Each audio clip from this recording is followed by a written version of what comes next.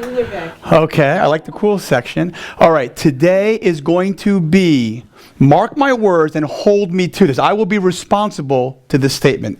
The lesson for tonight has the potential to shift lives, guaranteed. Get money back, guaranteed. Okay, on the record, money back, guaranteed to make a shift. How can I say that? Because it 100%, you'll hear that story tonight, it 100% did for me. It did for me. So first off, congratulations for being here. Those of you who can't recognize, this is me. That's Katerina. Say hi to Katerina. Katerina, our daughter's right there. Okay. She's home from college for the week. And that's our son, Kyle. And there's my wife. Okay, so we have everybody in there. So how are you? Right. You've been gone for a few weeks, a couple weeks, and this is what happens? This is what happens? Life, listen, we get out of life what we look for, right? You will seek and you shall find. Look for what's right. Look for what's working. I promise you, you'll see a lot more of what's working. Look for what's not right. Look for what's not working, and you're going to find a lot more of what's not going right and not working. You guys with me? So that's why when asked, we say, my life is awesome. Let me hear you say, how are you? My life is awesome. Okay, I got to do something to raise the energy. Is it too hot in here maybe or something? Okay, so today we're answering the question, diets, why you no work? Why you no work? And for the purpose of this group here, you can substitute this word, that word up there, for whatever you want. You can substitute the word diet for whatever you want. That's the purpose of tonight. So in other words, we could change the word diet and it could say relationships. Why you no work? Finding the right guy. Why you no work? Make more money. Why you no work? Right? Have my passion be my income. Generate income from my why you no work? Physical body, come on in, come on in. Dessert's here, woo! Come on in. Ty brought dessert. Ty, you are awesome. Seek, and you shall find. Come on in, welcome you guys. Welcome. So, yes? Oh, I thought you had a question early on. Before we get, hello back there. Okay, so we're asking the question, Carol. We're asking the question, diet, why you no work? Right? Why you no work? It could be physical fitness. Why you no work? It could be relationships, communication with kids. Why you no work? What the heck is going on? What is leading up? What's heading up the success prevention department in our lives? That's what we're covering tonight, okay? I'm not going to go much into my story because everybody here knows me. People who don't know me didn't show up. Okay, so we don't go into that kind of stuff. I think we're going to pick it up right from here, which is great. So the question we're answering is, what is preventing us? What's blocking us? What's stopping us from having the success that we want? What's holding us? What's resisting us? What is all that friction that we have? That's what's creating all the friction from us getting what it is that we want, right? And that's the question that we're answering. And the topic which we're discussing tonight, I'm telling you right now, if you don't get this, don't buy another book. Don't buy my book, even though this is chapter 3, by the way. Don't buy my book. Seriously. Do not attend another workshop if you don't get this. 100% get it. Like, live it. Right? Live this. Okay? In order to get what the goal is for tonight, we have to think differently. Think differently. Okay? Think non-traditionally. Think counterintuitively, right? Steve Jobs said it. He wasn't the first one to say it. Socrates said it he died for it. He was forced to drink poison for teaching people, think differently. Don't listen to what everybody's telling you. Think for yourself and think differently, right? Think non-traditionally. Then you have Einstein. Everybody knows Einstein, big quotes. Same exact theory. This is a common thread almost behind all philosophers. They're teaching, and psychologists of today, right? The top psychologists of today are teaching us, think differently, right? Einstein said, you can't solve the problem you have, the challenge you have, with the same level of thinking. You have to change your thinking, right? You guys with me? Moving forward. Everybody's heard this a million times. Insanity. Doing the same thing over and over and over and over again, and somehow magically expecting a different result. Insane. Yet we all do it. And I'm first to stand in line and hold my flag, right? We tend to do the same thing over and over and over again. And that's our challenge, to think differently, think non-traditionally. Anybody know George Costanza? Anybody remember him from Seinfeld? Okay, great. George's quote, I'm a great quitter. I come from a long line of quitters. I was raised to give up. I'm going to play a video clip, then I'll turn this back on. I'm going to play a video clip from a Seinfeld episode, and I will cut it short, it's kind of long. And George did this whole episode. He took a walk on the beach, if you remember, and he started thinking. And he came to this realization during his walk on the beach. Speaking of having it all, where were you? I went to the beach. Oh, the beach! It's not working, Jerry. It's not working. What is it that isn't working? Why did it all turn out like this for me? I had so much promise. I was personable. I was bright. Oh, maybe not academically speaking, but I was perceptive. I always know when someone's uncomfortable at a party. It all became very clear to me sitting out there today that every decision I've ever made in my entire life has been wrong. My life is the complete opposite of everything I want it to be. Every instinct I have in every aspect of life, be it something to wear, something to eat, it's all been wrong. Tuna on toast, coleslaw, cup of coffee. Yeah. No, wait a minute. I always have tuna on toast. Nothing's ever worked out for me with tuna on toast. I want the complete opposite of tuna on toast. Chicken salad on rye, untoasted, with a side of potato salad, and a cup of tea. Well, there's no telling what can happen from this. Yeah, chicken salad's not the opposite of tuna. Salmon's the opposite of tuna, because salmon swim against the current, and the tuna swim with it. Good for the tuna. George, you know that woman just looked at you. So what? What am I supposed to do? Go talk to her. Elaine, bald men with no jobs and no money who live with their parents don't approach strange women. Well, here's your chance to try the opposite. Instead of tuna salad and being intimidated by women, chicken salad and going right up to them. Yeah, I should do the opposite. I should. If every instinct you have is wrong, then the opposite would have to be right. Yes, I will do the opposite. I used to sit here and do nothing and regret it for the rest of the day. So now I will do the opposite and I will do something.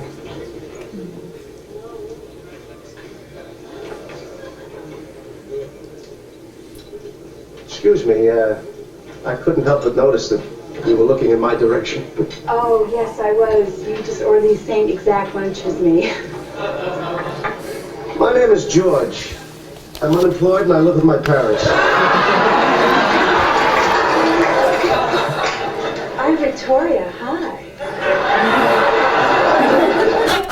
Okay, so everything in George's life changes, right? He goes to the theater and people are making noise behind him. He complains and they pipe down right away. Several examples of doing the opposite, thinking differently, which then leads to being differently, becoming differently, works for George. And that's the lesson. If we back up into my history, I was not doing the opposite or not doing things differently forever. And if we go back to 1990, I don't know, 96, maybe 97, probably 96, right? I was living in the Timbers, St. Leandro apartment with my wife, Katerina and Kyle, going to college. And if you look at every area of my life, I wasn't like George, although I felt like it at times, right? My financial equation was in the toilet big time. I was living on student loans. I was going to college, postgraduate school we were in school about 34, 35 hours a week with labs. So the ability to work just wasn't there. It was just tough times. If you look at relationship-wise, similar story, right? I'm working hard. I'm trying to do all the stuff. If you look at her end, she's trying to work and do whatever she can to raise the kids. So she's cleaning houses. She's watching other people's kids, doing whatever she can for us to get by. So every area of our life had these challenges. What? She was sugar mama for sure. Yeah, we had student loans, and then we had, whatever we could possibly do. And I knew at that time, somehow I knew, listen, if I want my life to be somewhat like somebody else's life, I better be around them and see, what do they think? What do they do? What's different about them, right? Because the fact of the matter is, we say think different, but most of us don't. So I heard about this guy who was doing absolutely amazing. His name is Paul McGuire. Or name is, and not was, Paul McGuire. It'd be funny if Paul walked in, because he called me a couple days ago. So I went to go see this business chiropractor guru, like a super rock star of chiropractic, right? He owned like half of Oakland, had made millions in real estate, he made millions in chiropractic, like total, I would say a 1%, or he's probably a quarter of 1%, this guy, like over the top.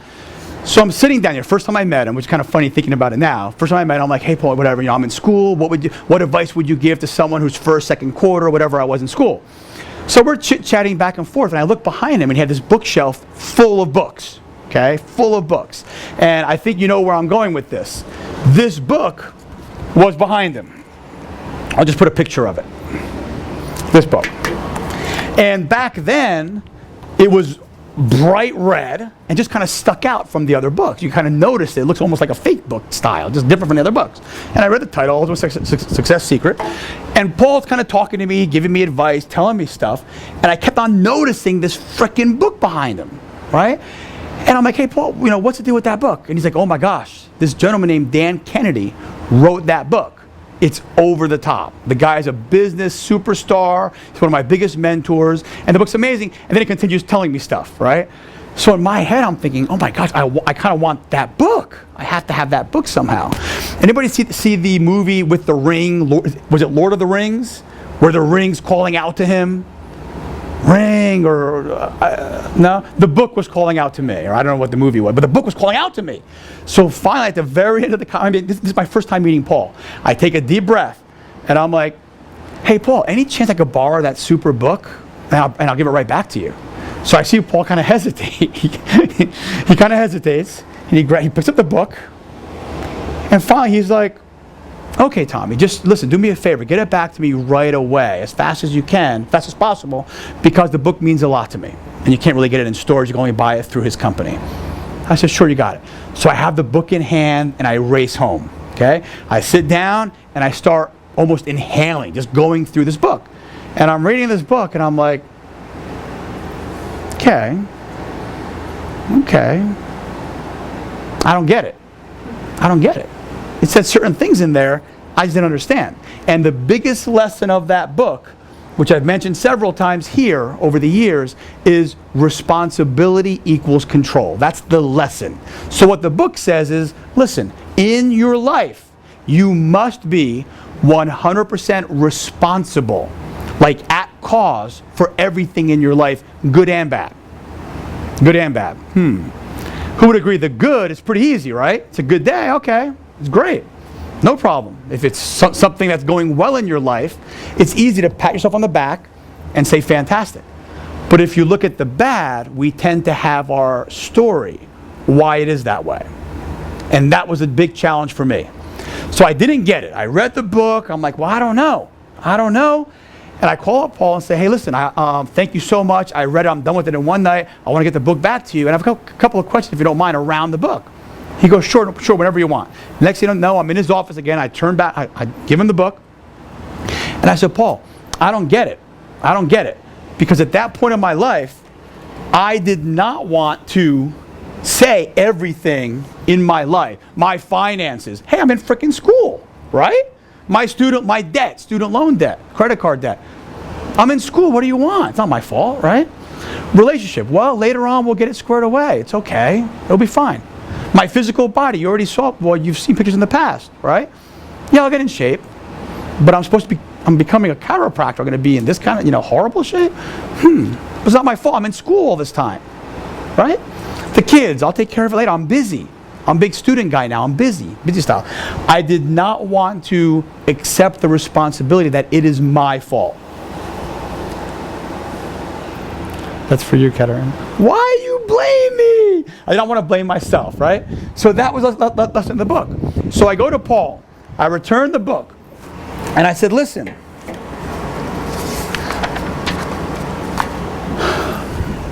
I don't get it. He says, what do you mean? I said, it's saying that I need to be responsible for everything in my life, good or bad. Paul said, listen, that's what changed my life. Period. Period. Being responsible, being at cause for everything in my life, he said, is the only way I can have control over my life. You can't have it both ways. It's interesting because this is exactly what Dwayne Dyer teaches now, right? 100% control. 100% responsibility to have 100% control. He says it differently. So I said, Paul, I don't know. Even things which aren't going well? He goes, especially what's not going well. I said, I don't think so. He said, well, give me an example. And what example did I give him? Finances. I said, Paul, here's the deal. I'm kind of broke because I'm the student guy and I have student loans and I'm getting broker every single month, right? It's just the way it is until I'm out of school. He said, well, how come you don't get a job or do something? I said, well, I'm in class 35 hours a week with labs. I can't. I have to be able to study for the next day. I can't. I'm at seminars. At one point, I was averaging 3 weekend events per month, just like crazy level. Also, I was volunteering in offices. That's how I met Paul, from going here, going there, and then volunteering and doing work for them to pick up something, pick up the lesson from them, right? So Paul says, okay, so let me get this straight. You have no money. Why? I said, I'm paying all this thing for school. I'm totally negative, and I have no time. He goes, so you think money needs to be time per hour type of thing? And I said, yeah, you work and you get paid. He says, work and you get paid is different than work an hour and get paid for an hour. It's a little bit different. And I said, well, maybe, I don't know. He said, well, I would just question that. That's step one. So I left. I didn't feel too good. I'm like, well, what's he talking about? I had school a couple days, and then we had the weekend, and the next week the whole school was closed for the whole week because it was in between the quarters. So we had no school for a whole week, right? I forgot a book in my locker that I needed to know by the following week. So I'm driving to the school, and I'm thinking in my head, hey, I hope one of the doors is unlocked because I want to get this book, right? The school might be closed down. Let me go by and see. So I drive by, and I see one of the doors is propped open, and there's old janitorial supplies blocking the door open, holding it open. I'm like, okay, fine, the alarm's not on probably, whatever. So I walk inside, go to my locker, and I smell a funny odor in the air. So I walk in my locker, I smell an odor, I kind of look around, and I see guys way in the distance steam cleaning the carpet on the corridor, the hallway of the school. It's a big rectangle, and just cleaning the carpet, right? So I said, okay, I'm getting my stuff. I kind of look over, and the thought hits me, hey, how much are they getting paid for this? School's closed, they're doing this thing. How often to do this, how much they're getting paid? Okay, whatever, I get the book and I leave. Fast forward the next week, a couple days into the week, I run into this guy named Bob, who was the maintenance, in charge of all the maintenance of the school. And I kind of knew him because I'm kind of interested in that kind of stuff. I just knew him, always said hi to him. We always, little small talk, this and that. And I said, hey, what's the deal with this carpet thing? He's like, yes, I know, I'm so pissed. I said, what? He said, look at it. So I said, I looked down, it kind of looked like this. I said, yeah. He goes, does it look clean to you? I said, no, not really. It looks the same kind of. He's like, exactly, that's the problem. So I'm like, wait a minute, what did you pay? What do you guys pay to have the carpet cleaned? He's like, a little bit over $3,000. I said, wow, hold on a second. If I could do it, would you give me the job? If I do it better? He said, well, come talk to me. So next thing you know, we have an appointment. I'm sitting down with him, and he goes, what do you know about carpet cleaning? I said, well, I kind of know nothing, but I'll know everything there is to know about it, right? I said, I've used a carpet extractor for the auto detailing business for a couple years. I kind of have a rough idea how these things work, but I don't know specifically this. I will know, okay? He said, I said, give me the job. He said, I'll tell you what. You get one job, one time. Do it one time. If it goes well, no problem. If it doesn't go well, we'll shake hands and still be friends. I said, okay. So let me just fast forward. Next thing you know, every single quarter, when the school shut down, it was cleaning carpets time for me, right? It was $3,000. I would pay people, Bill was one of the guys actually, to go in, whoever just wanted to make an extra $10 an hour cash. So I'd step away and go do something else, just get away from the weird smells, and they'd be there. It's like never ending carpet cleaning, right? But the bottom line is 3-4 days, you're done with this whole thing, $3,000. I had child labor, everyone was cleaning. Kyle, everyone I knew was cleaning carpets a little bit. We were going like around the clock cleaning carpets. Hey, what time? You go clubbing. When you go home from the club, is it like, what time? 2 a.m.? Okay, great. This guy's going to hand over the stuff to you at 2. You continue. So then the apartment that we worked at, called the Timbers, I went and spoke to her and said, hey, listen, I happen to be super carpet cleaning guy. Who does your carpets for all these units when they empty out? They have 150 some apartments there. She said, well, we have some. I said, listen, I'm super carpet guy. Why don't you let me do it? Because I live here and all that. She goes, okay. So she gave me keys, and I got to do carpets anytime I wanted. She would say, we need them done within 2 days. By this day, they got to be done. Right? So I would set up lights, I had silly work lights, and go and do these carpets whenever I wanted to, right? So all of a sudden, I had money. Not big money, but it changed my finances astronomically. Because I had all this work, and almost, it was up to me. In other words, what I gained was control, right? I gained control. I became responsible. I don't have money. I have all these parameters that I called story. Okay? If I set the story aside and accept responsibility, all of a sudden, things worked out in that area of my life. It takes a while to make the connection to every other area, but it hit me. It was a pretty powerful lesson because it kept on going that way. Now, I would have never noticed they were cleaning carpets. I would have noticed, okay, they're doing something over there. Fine. Get my locker, get my stuff. Hey, guys, what's going on? You go, oh, that stinks being you. Okay. And that'd be it. For sure. I would have ran into Bob the following week, probably anyway. I would say, hey, how's it going? Whatever. Bob may have said, hey, I'm irritated with the whole carpet guy. Oh, yeah, okay. Deal with that, fine. Is it dry? Yeah, okay, whatever. Small talk, chit-chat. And I would have gone on with my life. The opportunity would have been invisible to me. For sure. Invisible to me. Only when I said, hey, no money. No money because of me. Not because of outside stuff, because of me. I'm accepting the situation that I'm in. Period. I am somehow okay with, I can say that I'm not, but I'm somehow okay with it. That's why it's not getting better. Right? Because I have that story to tell. And in fact, that's the reason why things don't change. They did a survey, okay? This was around money. However, I believe you could do it around anything, any area. And they found people that were successful. So if it's money, it's finances. Mark my words, or do this. Find anyone like me, like anyone. Find anyone and ask them, how'd you get successful? Okay?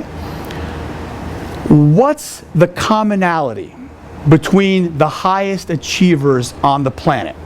According to this study, it wasn't where they were born. It wasn't the value of the house they grew up in. It wasn't their parents' net worth. It wasn't college degree or no college degree. It wasn't what school they went to. It wasn't what town they grew up in. It wasn't any of this stuff. The commonality was a common belief. A common belief. What is that belief? I create my life. I create my life. Okay? Not some of my life.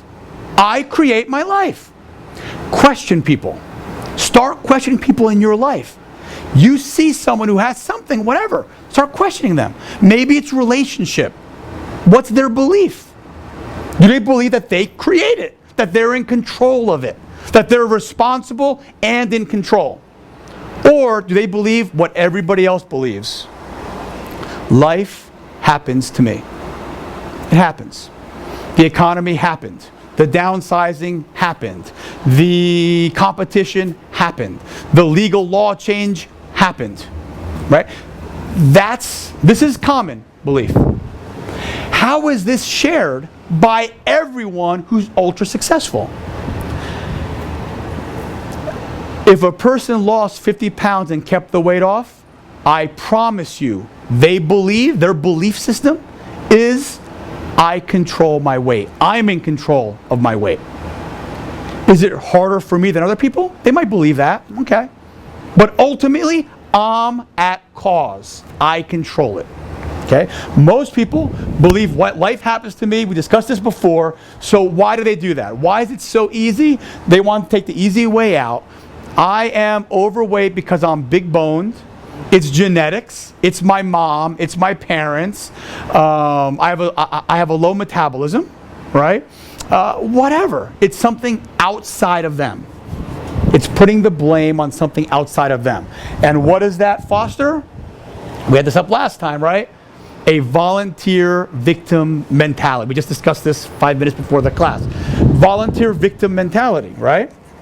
Which leads to this blurry thing. Leads to that.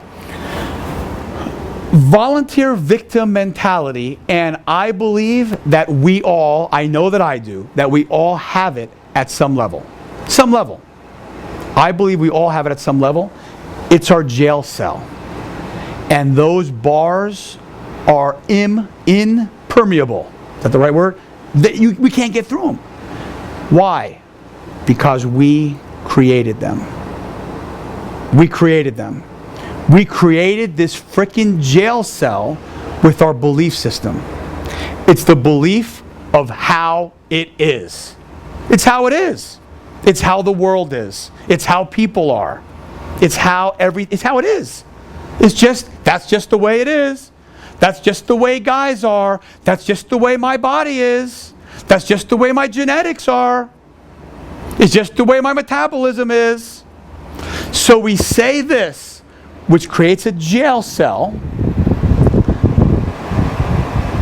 I don't know why I threw this thing for good measure. It actually is our matrix. For some reason, I didn't transition smoothly on that one. But it is. It's our matrix, right? It's our matrix. And it's our belief system of how everything is. It's how the world is, right? It's how people are. And most importantly, it's how I am. It's our belief system. It's how I am.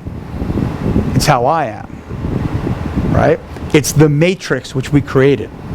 And the mind, our brain, all of our brains has one job. Validate. Validate, validate, validate our construct of the world. Validate our matrix. It has to validate the way we think it is. And if you hear people talk, and it's hard to catch ourselves, catch other people, and then say, oh my gosh, where do I do that? Because you'll hear it in the words they choose to use. It's the way it is. Well, you know how people are, just the way it is. Einstein said, the most important question you need to ask yourself is, do I live in a friendly environment or universe, he said, or a hostile one? Because everything is determined on that. It's how people are. How can you collaborate with people if they're all out for themselves, right? You can't. You can't. If everybody's out to get you, you can't collaborate with anybody. So we have to, we must we have to question what you believe. When I say we, you. I have to question what I believe, and you for sure have to question what it is that you believe. What do you believe to be true? And the reason we have to question it, and if you don't get anything else, get this, is because you made it up. Period. You made it up. Or we took on something that we heard from somebody else. But the bottom line is you did make it up. You can adopt it. It's cultural. It's, you know.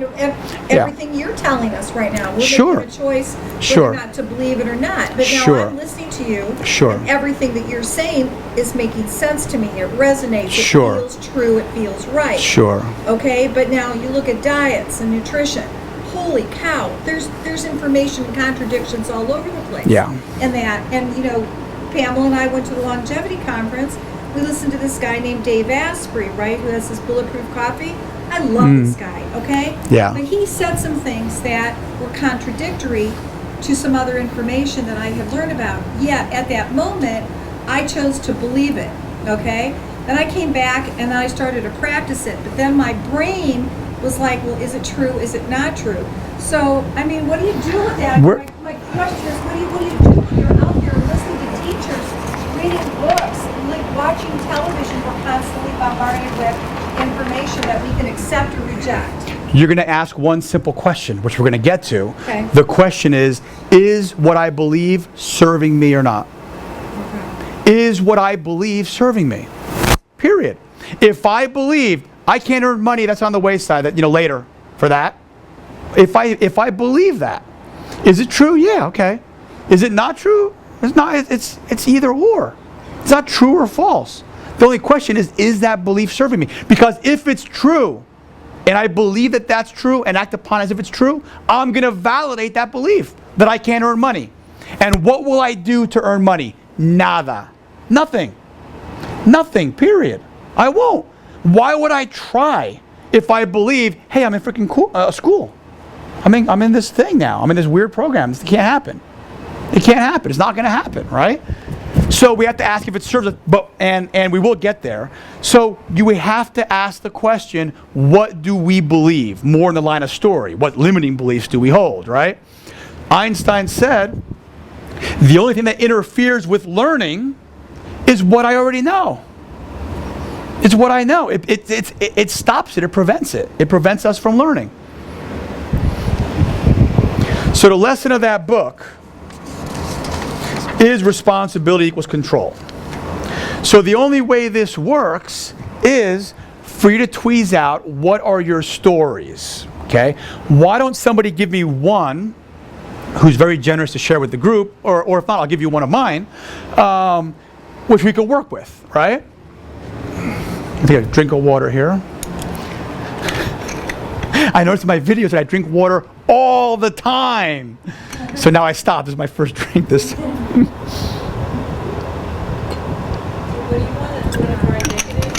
Yeah, what I'm looking for is, we're talking about responsibility equals control. So normally this would be weight loss. So people would say it's genetic, typical stuff. It could be for anything. What's a belief? Listen, our beliefs, we are going to believe them 100%. It's something we probably tell our friends. It's something we stand our ground on. This is the way it is. Because for us, it is true. It's not something weird or unusual. It's just true for that individual. All my things that I have right now, my limiting beliefs, are 100% true to me. They're rock solid. I could debate them, but let's poke some holes in them. So why don't somebody give me one of here's the question to make it easy, okay? Usually it's weight loss, but I'll ask it in a different way. What's the first thing that comes out of your mouth? Why do you not have what you want? So, I want to lose 50 pounds. Why haven't you lost it? Because. I want that because. I'm not disciplined. discipline. Okay. You guys want to do that one? She's saying I'm not disciplined enough. You guys don't care either way. We can want to just end it now, or that's fine. she's saying I'm not disciplined enough. Okay, I'm not disciplined enough. Okay, usually we go with one where we put the control outside of us, but we can certainly run with internal ones too. Oh, because I said Yeah, it's fine though. I am. Yeah, but it's okay. Oh, okay, but you wanted something like that. We were blanking. I can run with that one too. It's a little bit different, but it's okay. Let's just do that one. So it doesn't seem like trying to handpick the ones that I want, because it's the same. Are you guys okay with running with that one? Yes. Is it okay? Okay. So this could be, I cannot grow my business because of the economy. Okay. That could be what we run could be the same thing. I cannot lose weight because I have a slow metabolism. Okay, there's a good one. Yeah, but I don't want to do one that they think I do it all the time. I'll just do. This could be my relationship is on the fritz because my husband's a big super jerk. I used to say that I didn't feel comfortable driving to strange places because I have a bad sense of direction. Well, now that I have a GPS, it hasn't even really solved the problem. So now I have to come up with something else. Yeah. Yes. Yeah, it's all. I'm trying to think how that one. Okay, so we can. Let's run with yours, but you see how this could be other stuff, a lot of other stuff, right? Because we all have them. We all have An them. environment that supports me. You can't change your thing because you heard something that you but like. I would just say that it's just, Okay, so my environment. No, I'm not disciplined. The whole bottom line is after tonight. Listen, seriously. I mean, hopefully I won't forget. Hopefully we'll have enough time and I'll do it normally. This is an area you have to. I have to. We have to separately, individually. We have to put the time in here. We have to. An unexamined life is not worth living, Socrates said. We have to examine how we function. Okay? How we function. We have to examine why we think the way that we think and why we do what it is that we do. This is something where you drive to a quiet spot here or up the road, you turn off your car, you roll open the windows, maybe you put some weird music on, whatever. Well, not normal music. You put no music on maybe. Or you put 3-hour spa sounds that I have. You put some music on or no music and you sit there with an empty sheet of paper and you just sit there and you think for a second, well, hold on a minute. This is something where you're going to really, really, truly benefit by putting the time in. Okay. All right, I mean, I'll say that stuff later on too, but it's that important. So we move forward. The only way to fix it is to ask the question. No. Almost everybody says, but it's true. Why would I say it's not true when it's true? That's normal. I don't have a good, a healthy, supportive. A supportive, I think you said. A support. Did you say supportive? Yeah. Okay. Because your words, whatever words you use, is the most important words. I don't have a supportive environment. You know what, Tommy? That's true. It's 100% true. I am not disciplined. It's true. True. You know what? We are in a horrible economy, or recession, whatever. It's true. You can't tell me otherwise. Okay. You don't have financial freedom because you're in school doing you have weird stuff going on. I am. Yes. True. True. I have a metabolism issue.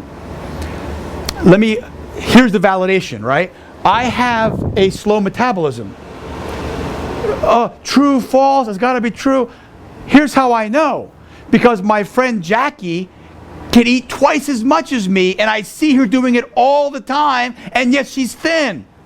It's super true. It's not true, it's super true that I have a slow metabolism. Everybody I know can eat triple what I eat and never gain weight. They can eat desserts all day long. No problem.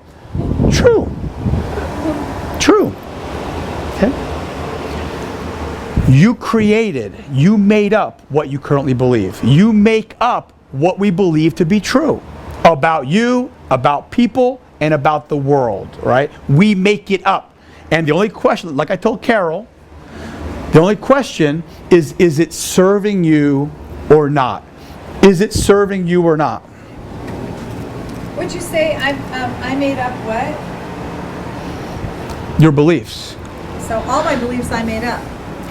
Yes. Can you inherit beliefs? Of course. Of course. Yet you are the only one who validated those beliefs over and over and over again, because our minds have to validate our construct of how the world works. So if not, you get it drives you crazy. So at some point, like when I was in a seminar or read a book or were listening to somebody, I took on a belief system because at that time it made sense to me. So I then usually consciously or subconsciously chose to adopt. Usually it's the path of least resistance.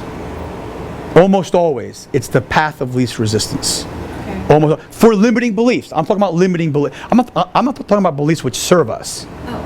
Okay. What's a belief? I mean, let's not even go there. Yes. I joke all the time, but it's true. I consider myself a rationalization therapist. You know, if you want to take me shopping and you feel guilty about buying something, take me. I will help you justify it, rationalize it. That's what I do best. So I think that's what we do. It's 100%. It's 100%. And the only question we ask is not is it true or false. The only question we ask is it serving me? Period. Is it serving me? Because if I say I create my reality, I am responsible for everything in my life. I'm responsible. If I say that, okay, people who believe this, they don't say it to beat themselves up. They really truly don't. They don't say it to beat themselves up. When things don't go right, when they fail, okay, they don't beat themselves up. We see it as feedback. This is feedback. This is not working. Okay, great. Okay, great. What's your belief on feedback? What's your belief around failing? What's your belief about screwing things up? Is it, I'm a screw up? Now my identity? Or is it, oh my gosh, okay, feedback. That didn't work, okay. There's a Super Einstein quote around that too, around failure. I don't remember it. I don't remember it. But it's true. It's true. Yeah, that's not an option. My goal for this presentation, I thought about this long and hard today, right? My goal for this is to convey this message, right? With everything I got. If you guys don't get it, okay? My belief is I could have done better. I could have said things differently. I could have had more examples. I could have not taken one and run with it. Ask more people. Find something which hits them. Make sure I allow time for the Q&A, because some good Q&A might come up that'll help them. So I'm responsible. Okay? I'm accepting responsibility for how I convey this message. It's my duty, right? I've been charged with this right now. I have to do this. If it doesn't go well, I'm going to feel bad. I'm going to say darn. I'm not going to think, well, they're not there yet and that's why, whatever. I'm going to think, well, you know what? What could I say differently next time? Maybe this chapter will be off in the book then. Okay, thank God I know now. Let's see. Let's just see. If this thing super flops, and believe me, I could tell by the Q&A, I could tell by the facial. This is not like my first time at the rodeo, right? I kind of have a rough idea how I do. I could tell when I'm off. I could tell when I'm on. I can tell if I'm communicating well or not. I accept responsibility for my level of communication. I do. So I just want to say, this is not let's beat ourselves up. This is not let's kick ourselves when we're down. Almost a commonality between the highest achievers is failure. It's a different definition of failure. It's not, I screwed up, I messed up, this super stinks, oh my gosh, this is horrible. No, this way didn't work. Let me tweak it. What does work, right? You look at marketing, oh my gosh. I would get on the radio, say something one way, come back here, and Leticia would have the exact times my spot would hit. 1 minute spots on whatever, radio station, right? She'd have the exact date, or newspaper, same thing. We have the exact times they're running. And we wait for the phone. We wait. And she would log how many phone, little tracking things, so we know. If it bombs, okay, it didn't bomb. My message to market was off. Period. I've gone back the very next day after 3 minutes and said, no way, no, I want it off. Stop it, get it off the air. That's it, no. Not one call came in. I mean, 3 might be a little bit short, but 4 or 5 runs, not one call came in. Something's wrong. It's not a bad thing for me to know that. It's a good thing. I can't correct it. We can't correct it if we don't know. So, we're not looking, is it true, is it false? All that matters is that truth, is that truth serving us?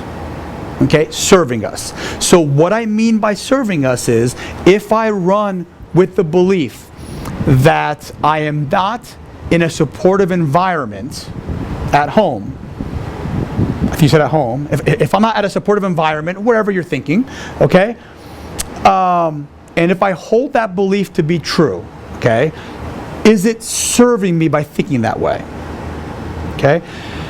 Now, in that example, okay, then leave the house and go somewhere else to be productive. You could say that. Once change the belief system about it. You could change the belief system for sure. Once we accept responsibility, I'm in control of my environment. I'm in control if an environment is serving me or not, if I'm productive in a certain environment or not. I'm in control of the end result that I want, which is why I want a productive environment. I'm in control of the end result. Once that control is there, we'll do what it needs to be done. Period. We'll do what needs to be done. The other one was, I'm not disciplined enough. Okay? If someone runs with the belief, I'm not disciplined enough, is it true or false? I don't care. Is it serving you to believe that? If somebody believes I am not disciplined enough to do whatever, if that's a belief and they hold that true, how much do they try on the other end? It's hopeless anyway. I have no discipline. Why would I try? What are you talking about? I'm not good at school. You guys already know the study, right? You have teachers walk into the elementary school kids. They walk in, and the teacher says, oh, you know what? A report just came in, kids. Let me write on the board here. A report just came in. Oh my gosh, the blue-eyed kids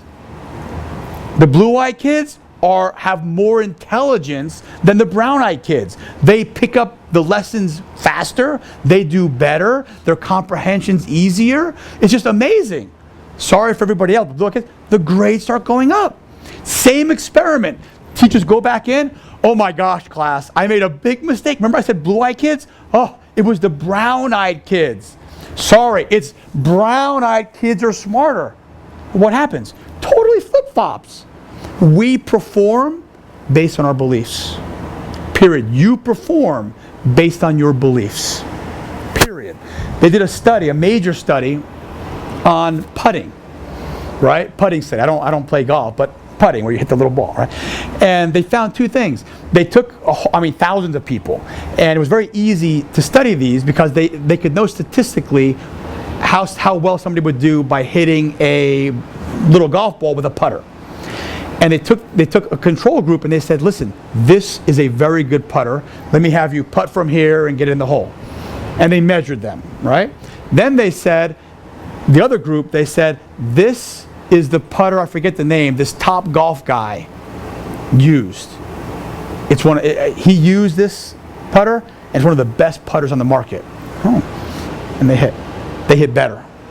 Not only did they hit better, statistically, significantly better, not only that, but their perception in their mind changed. They took them into a private room, and they showed them a diagram of a ball. And they said, here's an actual size golf ball. I want you to draw the size of the hole. In relationship to the golf ball, how big or small is the hole? Okay? Those who had the good putter, the super duper putter, the one that was used by the professional, that one, they drew the hole much bigger. I think it was 11% larger than those who the hole was a lot smaller, a harder shot for those. It's just mind-boggling, and it's all here. It's not outside of us. It's this that controls everything. It's just so liberating. So the one thought and belief liberates you. Okay? The other one restricts you. That's the question. Not is it true, is it false? It's is the thought, is the idea, is the belief serving you or not? And that is the lesson for tonight. And I want to get to Q&A real fast. That is the actual matrix right there. It's the mind. It's the mind. It's all here. It's all here. It controls how excited you are. It controls your energy level. It controls the hormones in your body, period. You could think, let me think of an example for, your thoughts control your physiology. I mean, we all know that intuitively. Let me turn this, Amit, say it again. A way to, by shifting our beliefs. So in other words, this is this lesson, I mean, we only have an hour. This has only been an hour, right? This is only an hour. Now we'll do some Q&A, hopefully around this topic. If it gets out of hand, I'll try to bring it back just to this topic. There's much more components, right? We've done 3 talks here on belief systems. This is one of them. And that's in this area, traversal of the 100-day reset. So this area, which we discussed tonight, is the area of let's talk about me. Why do I not have what it is that I want? Oh, it's because that is my story, and that's what's preventing me from having it. That's what needs to be questioned. Okay? For example, I'm working with someone who's in London, and he believes he can't get a job now, and it's all these areas outside of him. It's all out of his control, 100% out of his control. By him holding that to be true, he's a foreigner in London, he's too old, all these crazy things, by him believing that, holding that to be true, sticking with that, he won't do anything. He'll never do anything. A month will go by, it'll be 3 months, it'll be a year like that. The time will just go by. It's when we say, well, hold on a minute, that belief is not serving me, so how can I make my environment work? If it did work, how could it work, right? With the example of the whole job market. Well, what if that's not true? Is there anyone in this country who's not English getting a job? Yes. What are they doing differently? It begins to foster thoughts which serve us. And these things, I mean, it takes time. It's going to take time. There needs to be strong repetition. It took time for us to believe, for you to believe, for me to believe what I believe right now. It took a lot of time, decades, for me to believe all this stuff. The only question is it serving me or not? If not, life will be small. It'll be regular. It'll be average. It'll be the life that I have. And maybe that's fine. But to get to whatever it is that you guys want, and I believe I believe we're happiest when we're growing, when we're reaching, when we're stretching, to have it all, to paint our picture of what life looks like. I believe that's when we're happiest, when we sit there and we start crafting. This is what I want it to look like. I want to travel the world. I want to have strong internet connections wherever I go, and I want to help a ton of people wherever we are. And I want to see all kinds of weird stuff all the time. Just different things. That's how I want to live.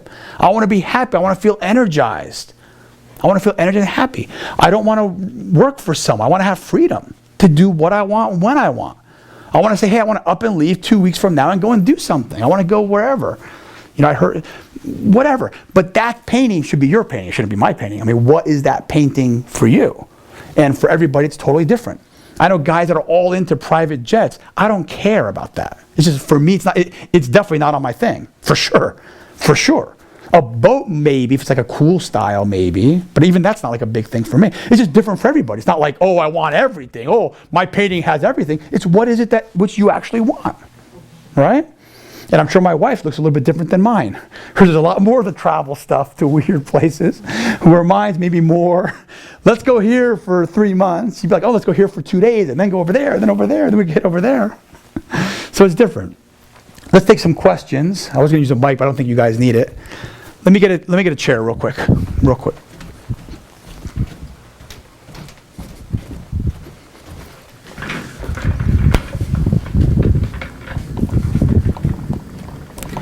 It's super quiet with the air off. Actually, let's use the mic. All right, who's got a question? This way it'll come up for me to hear it later. Ty? Not yet. Come back. I know you have a question, Carol. Who else? You don't, for once? Katerina, you have a question? The microphone scared everybody away. Never pull out the microphone. Because you're so good at explaining everything. No, I think there's got to be some questions. Thank you for that. I have a comment. Yes. A comment, it's not a question. The comment is that, of course, you know, each week we get exactly what we need to hear. It's amazing. Right? It's amazing how that And works. it just keeps building on itself. Everything, you know. But this is it. Thank you. Thank you. This Yeah, I is was this is the culmination of, and I've been coming here for the last 2 years or more, and this is it. This, and the thing is that we've heard it. Yeah. We've been hearing it. You heard it over the years. In Yeah. different ways and different perspectives, but I mean, this is the Matrix. Yeah. It's the Matrix. It's just us. It's just. Well, it's true. We make it up. We act upon it as if it's real, and then it becomes real for us. And then we validate, we validate, and it's usually the path of least resistance. It's usually because I don't want to do anything. I don't want to stir up the waters. I don't want to deal with it. I want to put it off. And the problem with putting that stuff off is it weighs on us little by little by little by little by little. It weighs on us. And that's why I've got 50 pounds. It weighs on it. I mean, it's just, it's weight, it's baggage. It just needs to come off and start running, you know? If you knew what you were capable of, if you truly, truly knew what you're capable of, you would be amazed. You would be astounded. You would be astounded. I mean, there really is another version of all of us that's running a different way. It's a different decision. That trusts themselves fully, that knows I'm going to make this work. This is going to happen. We all have that version inside of us. It's inside of you. It's inside of all of us. And it's bringing that out. And how do we do it? We have, it's a war within our mind to stay away from the distractions. And I'm there too. I'm not saying I'm there too. But it's turning off the TV and reading for an hour instead. Not that TV's bad. I'm not saying that. I'm really not saying that. TV's bad if it's a distraction from doing anything else, in my opinion. Just my opinion. But it just depends if you want more out of your life. If not, then it's fine. Accept it, it's totally fine. I mean, my life does not need to be, nor do I want other people's lives to be mine. No way. I don't. I'm not into certain things. I just don't like certain things. For me. Period. I shouldn't say this is sad, but it is kind of sad. I said I'm 57 years old. Here we go again. Back on the age thing. Where's that? That should be front center. It's like I wish I could have known. It would have been nice if I could have learned what I'm learning now, like when I was 20. It makes no difference. It is what it is. I mean, that's... It is what it is. It is, yeah, it is what it is. By thinking that way, that's also not serving you. No, it's not. All that matters is what's happening now moving forward. Right. What's going to change with any information we learn. Me too. You know, what's going to change? What am I going to implement? What am I going to do with this now? Am I going to sit down and truly begin to question? Well, I believe this and this and this and this and this. It's this or this. You could be, what are some of the other ones, I think? I don't want to work so much to be rich. So for me to be rich, I have to work all the time to be rich. Is that thought serving me? Or it's, you have to work hard. Yeah. Every time we've heard this over and over again. Yeah. Wealthy people, what do they all have in common? Yeah. They all work Yeah. hard. you know, and it's like, oh God. Yeah, well, I don't want to work. I don't want to do any of work that. hard, That kind of stuff. you know? So it comes down to, is it an either or world? Is it this or this? Do I want to be rich or want to be happy? Do I want to be this or that? Does it work that way? I don't think so. I don't think so. Can you go to school and do some kind of work? I believe you can. I believe you can. So I have a question. So what you're saying is, like you want something, the how, that's really up to the individual. The how, once you're committed, so to speak, right? Once you get rid of the limit. Listen, if you go for the how without handling the belief, it's not going to happen. I would teach business skills from the front. Actually, even in this room here. Yeah. I mean, well, Same information. One gets out, runs with it. The other one, not so much. It's once the belief is set, that's when you will figure out the how. In other words, when I believed that in school you can't earn money, I'm not going to do anything. I won't look for the money. I won't figure it out. I won't look for examples. I won't start asking those questions. I didn't ask Paul any money questions. I didn't go there to ask weird money questions. It was Adam. I didn't think, well, what can I do? Because I had this weird limiting belief. So why in the world would I say, none of my questions were, hey, Paul, how can I earn money going to school here? It was not even on my radar. My questions were, listen, if you were in school again, if you were second quarter, 6 months in, and you have 3.5 more years, knowing what you know now, what would you do differently? I asked that question way over 100 times, way over 100 times. And I would listen. What do they say? What do they say? What do they say? What do they say? What do they say? What do they say? So you figure it out once the belief is handled, and you know, maybe it's business growth or whatever. I'm not saying you're going to magically figure it out on your own. What I'm saying is you will find the answer. You'll start meeting the right people. Right people will be attracted to you. You'll start asking the right questions. You'll start studying that stuff. on the way. On the way, yeah. But the belief has to come first. Right. Because when that limiting belief is there, it shuts down. So you have to believe it, then you'll see it. Yeah. See, that's, but okay, It's- so here's it's the not other- see it and what believe it. we've heard Yeah. over and over and over again, which is now, and I'm sure people share this, I'll believe it when I see it. With my house, as you know, I've been working for 4 years to save my house from the bank, right? Because there's been this, but it's like, you know, I'm needing proof. Every time I do something and the bank postpones the sale, it's like, it's another validation, it's another validation. But it's still the belief system that I will believe that I own my house, I will believe that I'm fine and everything when I see it. But we really You have to flip believe it. I've got to really believe it. I'm actually believing it now, that it's actually finally happening to me. But it's a lot easier, I think, if you just believe it first. Yeah, not to not take action, to believe it enough to then take action. Which is what I've been doing. Yeah, I mean, to believe it enough to where it's like, hey, you know what, I don't want to make up stuff that's not real. This dessert thing could be in everyone's plate or in whole, I mean, I don't know what the dream is or what the vision is. I really have no idea. But if that's it, it's, hey, I know this dessert or whatever has super value. I know this artwork should be on, not everyone, but it has its place. Once that belief is there, only then do all the other lessons really matter. The business skills, the joint ventures, or I think the belief is, in my opinion, is the easy part. It's the how. That's the challenge. What I've noticed over the years is if I run a group and even in a newspaper, right, run a talk on how to get referrals for your business. Let's say if it's a doctor's, dentist office, whatever, right? Any kind of business. Get referrals for a business. The place will fill up. If you run a talk that says how to believe in what you do, so you can ask for referrals with conviction and confidence and know you're in service to them, no one will show up. No one will show up. It's the people want to know the how. In my experience, they won't do it It's almost like in coaching, it's very common to give someone an assignment, they come back and it's not done, and they want to know, well, what's next? What else you got? Without doing the main one, then you know there's some reason why they're not tackling that one.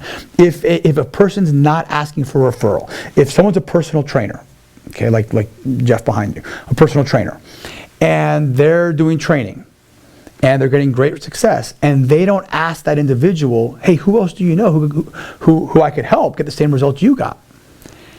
If he doesn't ask, or learn a way to ask properly and then ask, there's something else going on. It's not the ask for referrals.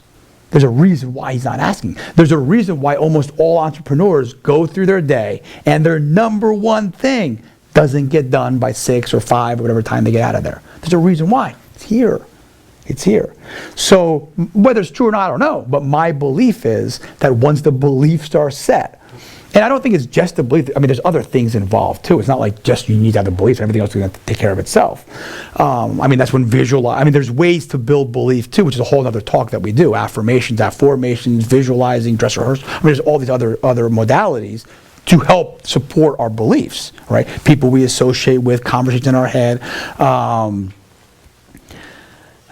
I just feel that the belief needs to be there. If not, the brakes are on. The foot might be on the gas, but there's another foot on the brake, hard. And I agree, I agree 100%. So for example, I believe I can run a successful restaurant. Okay, I have to have a restaurant. You gotta have capital. Oh. Yeah, lots of it. So, no. I think that's a limiting belief. I think that's a very. First of all, I don't know you, and I can't challenge you, especially hard, because I would just question those beliefs. I know for sure there's business owners of restaurants looking for a top-notch GN to take that freaking ball and run with it, and they'll reward them handsomely. In fact, I know one right now. Who wants coaching and can't afford it. The restaurant can't support me. Plus, I have no interest in doing a weird extra thing. I can't do something like that. But I know one right now, where if I walked in there right now, I could take over the guy. I could be an equity partner for free in a whole restaurant thing. I don't want to give away where it is, but no question, for sure, I can own equity, which means partner. Okay, it's not gonna be all my restaurant, but I could probably get half. I could probably get half within 3 months of a restaurant with no money, 0 money. I bought Paul McGuire's St. Leander office for free. No money. No money. No money. I was a partner in it first for no money. I worked for $8 an hour for a short time. Okay, I took that practice from nothing. I mean, it was just getting by, and freaking cranked it, without me treating, and without me being licensed, with the doctor he had in there. And all I did was business skills around it, right? No money. And then I said, listen, if I don't own something at the end of the day, I gotta go. I'm sorry, I love you. I'll stay for a smooth transition. I respect you. Thank you. I'm grateful. But at the end of the day, I gotta own something. What's he gonna do? What's somebody gonna do? It depends where they are, what they're gonna do. But I made it make sense to him. See, I don't want this gravy train to end. We worked a deal out. No money. No money deal, right? I sold Vacaville and Fairfield, no money. Zero. You need money to make money. Be the right person. Think if somebody else had that belief, they would not have gotten the practice for free. They got it for free. Anyway, I don't want to stay in one area, but it's our beliefs that change the way we think. And the question is, well, how could I own a restaurant for nothing? What do I need to do to be able to do that? How could I be a rainmaker and walk into a place with presence and with a strategy? You can't walk into a restaurant without with a strategy. it's not, I mean, it's about the experience, it's not about the food, right? It's the experience. I mean, which is the food's part of the experience. I'm not saying it's not, okay? But it's a lot more than just really good food or really good desserts or whatever. Does that help you guys? I know we're handling one question. Okay, final question then. Does anybody else have any questions? Yes, Mindy, yes. Shut up, I promise. This is more like just a comment. I guess I missed your last one, but the last thing I went to, we were talking about visualization and, and writing the letter to your, the future person writing the letter to yourself. Sure. And I, and then I wasn't able to really, I mean, I do the gratitude thing, but I wasn't able to come up with a visualization. And then I, proceeded to beat myself up for not being able to do that. And then I realized that, I guess when I listen to these talks, I'm imagining going at life full steam ahead all the time. But I guess truly, if my life was a book, we have chapters, and I think that I realized, by trying to do the visualization, and not being able to visualize anything, I realized, oh, okay, that's where I'm at. I can't worry about the how and implement things because worry about what I'm believing because I don't know what I want. Yeah. So I'm between chapters of the book, but at least I got to realize that I'm not even, I'm in that little quiet place. So that in itself is huge. Yeah. It's like a really, really, really big deal. Yeah.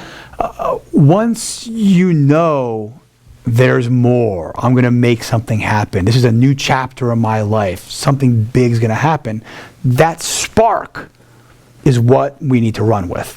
So in other words, I think I mentioned here before, Tim Kelly's book is one you should read for sure. You can borrow my copy. I forget the name of the book. Tim Kelly's, it's on finding your purpose, your passion. And there's several books like that out there. And then growing it from there, so to speak. The most important thing is not to beat ourselves up, because that's when we're not productive. That's when we're kind of down and we feel bad about ourselves, and then we really want super distractions. At least I do. My lack of, I started to beat myself up, but then my lack of being able to implement and visualize and all that stuff, at least I took that as feedback. Yeah. And turned that into, oh, okay, obviously I don't really want this thing, I just want it. Well, what do I really want? So at least I know I need to go back to square one. Well, back to the steps. What is it that you want? What does it look like? Why do you want it? What do you hope to accomplish by having it? If you had it now, what would you be feeling? What would you be experiencing? I mean, those got to come first. No question about it. No question. And the whole all of this, it's a journey. It's not, oh, okay, I'm there, great. It's a journey. It's an odyssey, right? It's an epic adventure. I mean, it takes time. There is a gestation period for everything. For an idea. It's just how do we shorten that time, right? How do we shorten that time and move forward and not be afraid of failing? Not be afraid of failing. But I can't fail. Okay, if that's the belief, let's question that one, because that'll stop everything. That'll stop everything. I mean, we read the stories, right? We read the stories, oh, gold medal winner, and we don't see all the failures along the way. We don't see all the misses along the way. We just see that and say, well, that's what I want. But hold on, if you want that, read the whole story. That means you got to want all this stuff, right? It's not just going to happen on its own. And I think that's why success is seemingly elusive or limited, because people don't want to go through all the steps, so to speak. I mean, go through the learning curve. Or maybe they believe that all the steps are struggles. Yeah. So there's the belief there, like, Yeah. look at everything that he went through, look at all the pain, look at all the loss, look at all this. Or look at the feedback, look at the feedback. I asked this person for a referral, no referral. I asked this client for a referral, no referral. Let me say it this way now, no referral. They saw me come in and no, we're asking for a referral. You know what? Let me do this step this way and this way. Okay. Where most would stop. Right, or